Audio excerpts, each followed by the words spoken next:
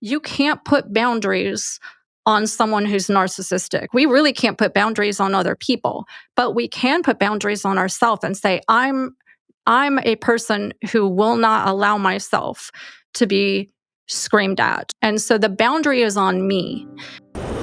Today, we have the privilege of welcoming Laurel Slade-Waggoner, an accomplished counselor, author, and advocate for individuals navigating narcissistic and emotionally abusive relationships. What a good fit, because this is all what we do at the Marriage Recovery Center.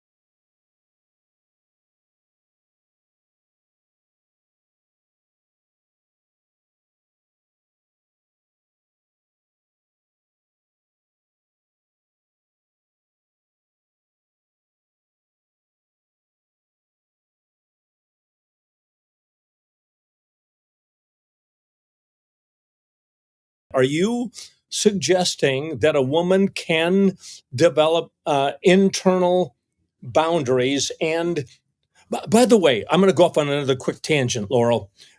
98% of the referrals that we get want to stay in their marriage. They want to see if there's a way to make it work. Are your stats the same as that? And if so, are you saying, hey, look, there are really some tools that you can use to help you stay sane in a crazy world? So take it from there.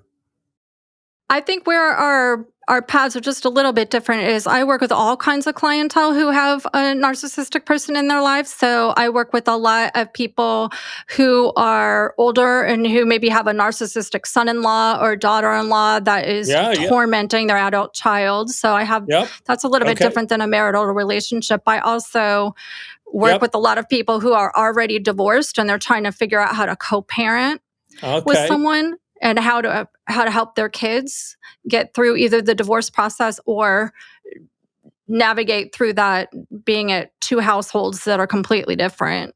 Okay. navigate through that challenge. So I have a wide variety of types of clients I meet with, but Yeah. so my stats I don't think can compare to that. But I do work with a lot of people that do want to save their marriage, and those people that do want to work on the marriage, that's who I send to you. Well, okay. Thank you. So, talk back to your book. So, don't let their crazy make you crazy. Which I love the title. By the way, I'm all over this.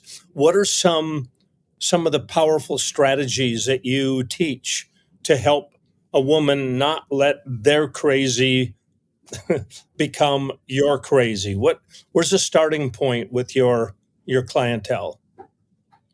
The way I set the book up is I think the very first step is they have to understand their own preciousness and their own worth. And so they have to really grasp that they were not created to be treated that way and they're not powerless. So I recommend that they get in touch with their righteous anger.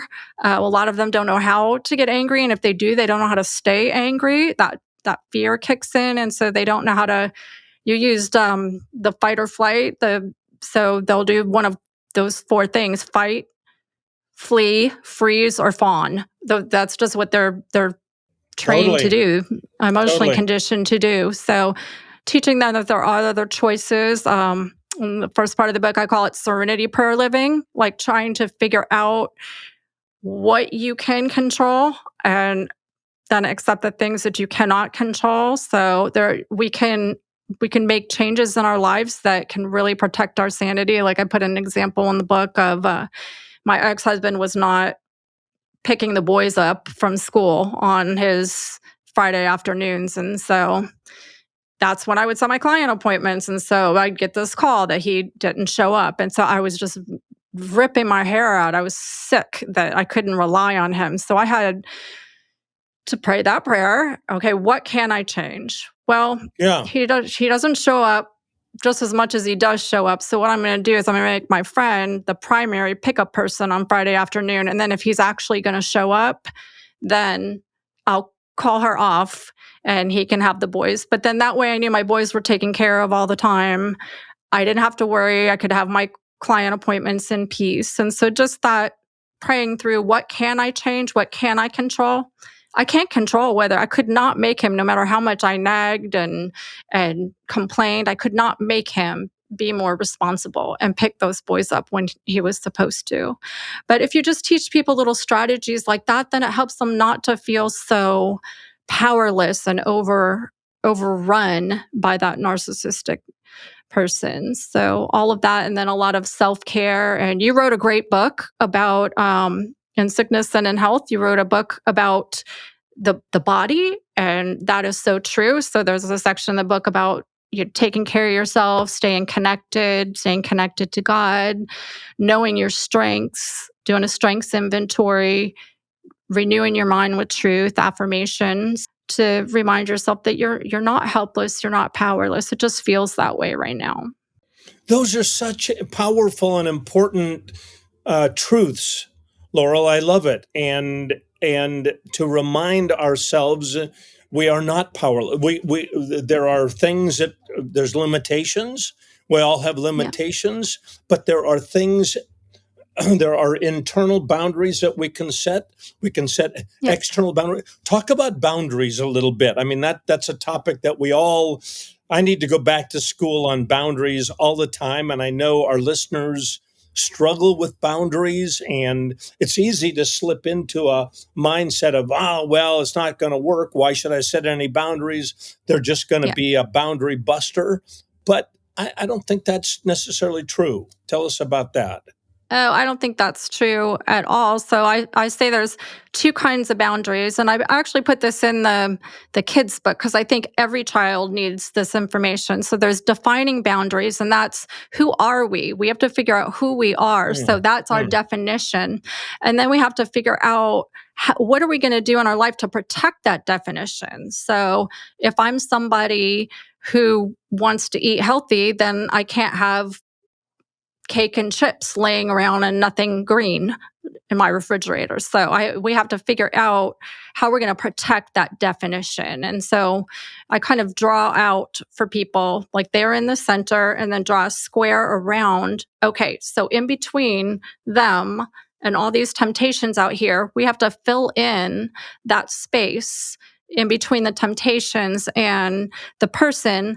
Those are protective boundaries. So that we have to figure out what are we going to do to protect yourself. So I also tell people to reframe boundaries. You can't put boundaries on someone who's narcissistic. We really can't put boundaries on other people, but we can put boundaries on ourselves and say, I'm a person who will not allow myself to be screamed at, or I'm a person who will not stand in the presence of someone throwing things and breaking things to scare me. And so the boundary is on me, not that other person. And so then I have to figure out how to put those protective boundaries in place so Yep. that that protects my definition of I'm not a person who's going to stand in the presence of screaming. I love that. So, all right. So a boundary wouldn't be, you've got to stop yelling at Right. me. It Right. would be, I'm not going to sit. I'm not going to listen to a person who's yelling, Exactly. and then step away.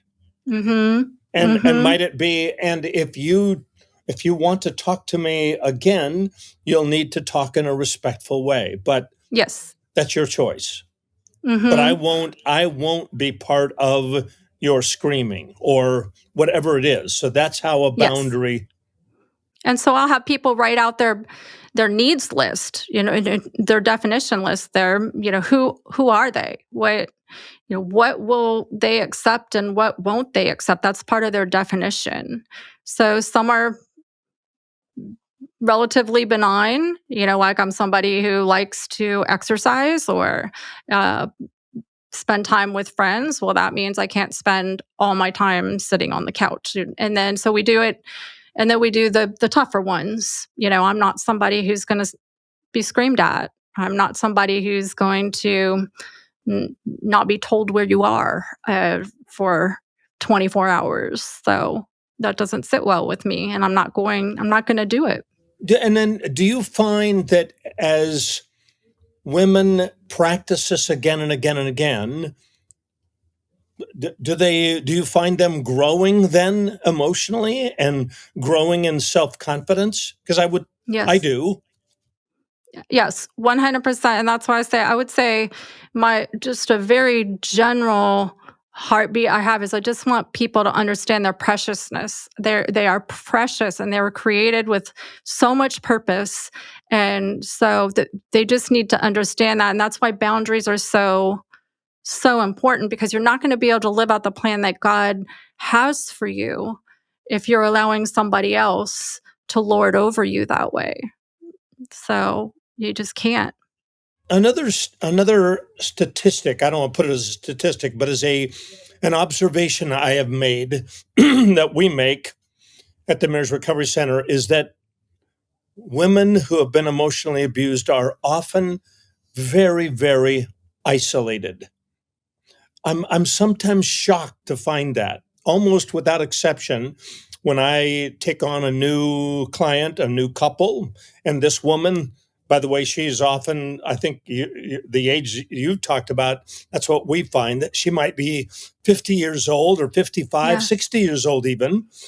Mhm. But when I ask her about how are you doing with support, Yeah. I don't really, no, I don't really, I don't want to burden my friends. They wouldn't really understand. I can't really go to my church. Yeah. I can't really. I tried counseling before and I didn't find that helpful. And the counselors, in fact, didn't really understand this. Um, speak to that. Speak to the isolation.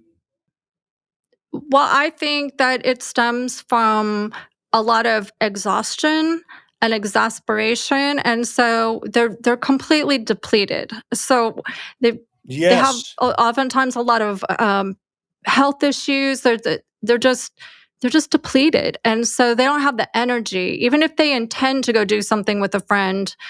they don't have the energy when it comes time to do that. And so they start to Totally. deprioritize those other relationships. And then what happens where I see additional layers of abuse and abandonment come in is when they do share and they get some really faulty Christian advice, like just, you got to love them more, Stay just and kill, pray.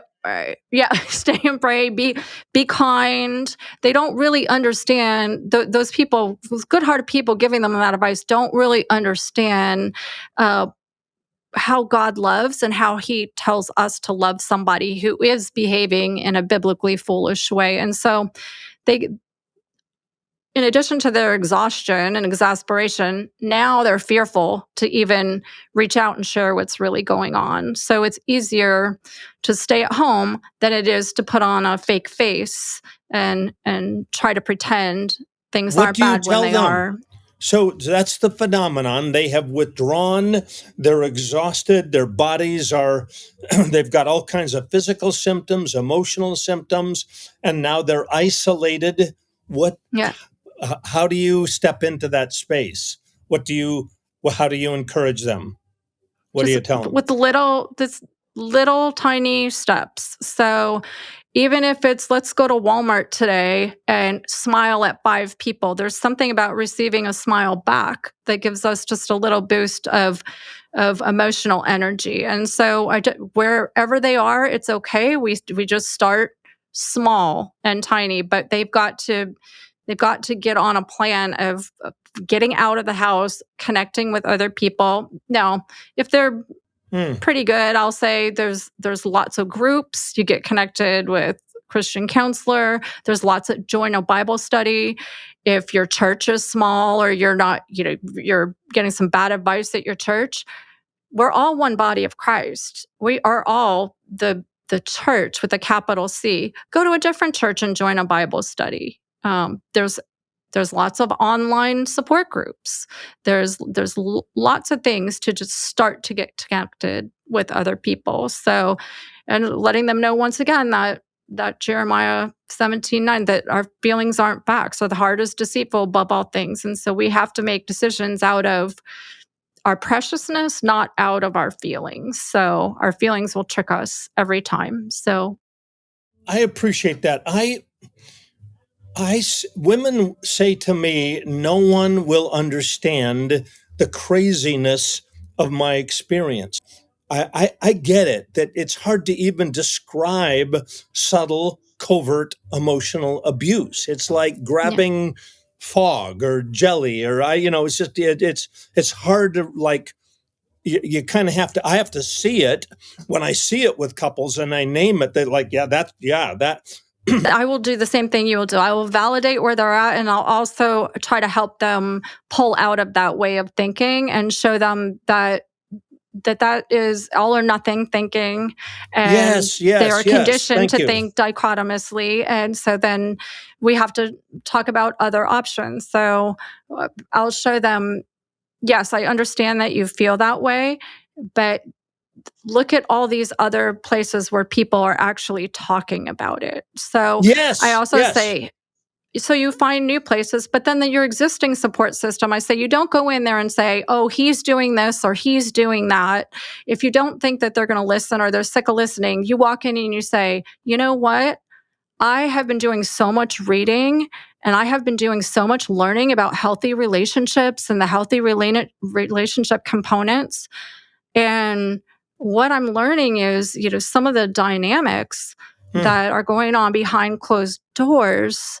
I don't really think that's healthy. And I'm exploring it more. I'm seeking wise counsel on it, but I really think it might be the root of some of my physical problems. I think it might be the root of, why I've isolated from you, friend, and things. And so I'm learning, but I'm realizing, wow, so that these things, what's going on behind closed doors really is impacting me. And I don't think it's healthy and I need to figure out what to do about it. So then that way you're kind of educating that friend on what's going on. You're also showing that friend that, hey, what you see, even though he might be a great guy out in public and he might be an elder, or he might be serving and he Totally, might be totally. charming, it might be different behind closed doors. So you're giving that friend a big picture.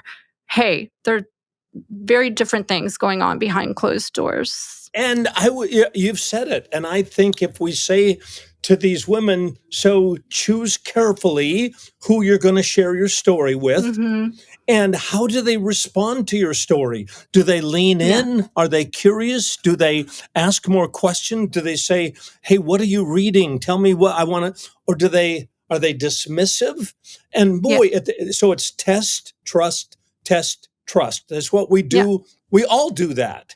So we're Yes. not telling you, Laurel, we're agreeing here. We're not just telling this woman, go out and share your story with. No, no, no. Be very careful who you share your story with, but then are they receptive? Do they listen? Do they ask good Yes. questions? Do they validate? Are they concerned? Do they want to read and learn more about it? So, Yes. what do you think about that? Yes, exactly. And I think there's a chapter in the book I put on connecting with other people where I drew those concentric circles where we have our inner circle and then we have kind of our hangout circle. And then we have on the far outside, those are people we need to set fierce boundaries with and have a lot of emotional detachment and physical detachment oftentimes. But sometimes we do that process that you're talking about and maybe we figure out maybe this person's a gossip or it's not safe. If she says she wants to pray for me but she's just using it to go gossip, that person doesn't come into my inner circle. That person stays in the hangout circle. She might be someone fun to go to lunch with or have a Bible study with, but you don't share intimate information. But you would say, I mean, I think we're on the same page here. You would say you do need to have a support system. You can't stay in Yes. isolation. All right.